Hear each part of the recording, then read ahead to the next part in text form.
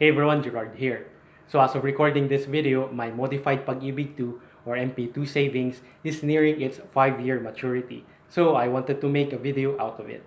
This video may also encourage you to create your own MP2 savings because of how easy the monthly contributions could be.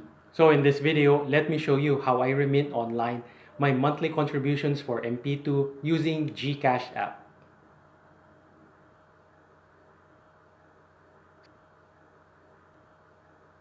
So to share, my very first contribution was on May 2017, which I started out with a minimal amount of 500 pesos, then gradually scaled up through the years.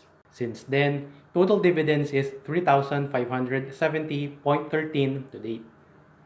Last February 24, Pag-Ibig announced its 2021 dividend rates on regular savings and MP2, comparatively lower with the previous years.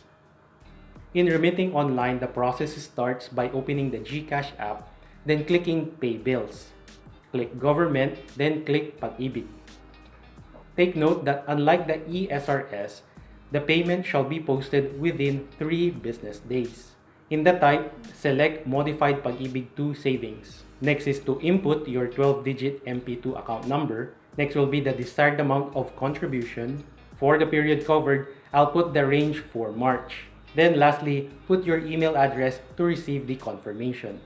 If the remittance is a success, we'll receive an SMS and an email confirming the transaction. We can also verify if the contribution was credited through the virtual Pag-Ibig website. So I love this process because it saves so much time.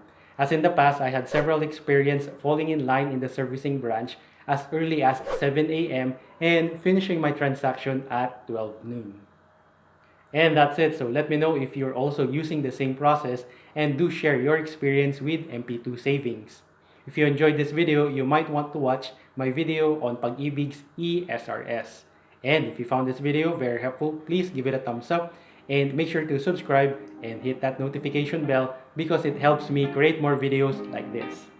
So this is Gerard. I'll talk to you in the next one.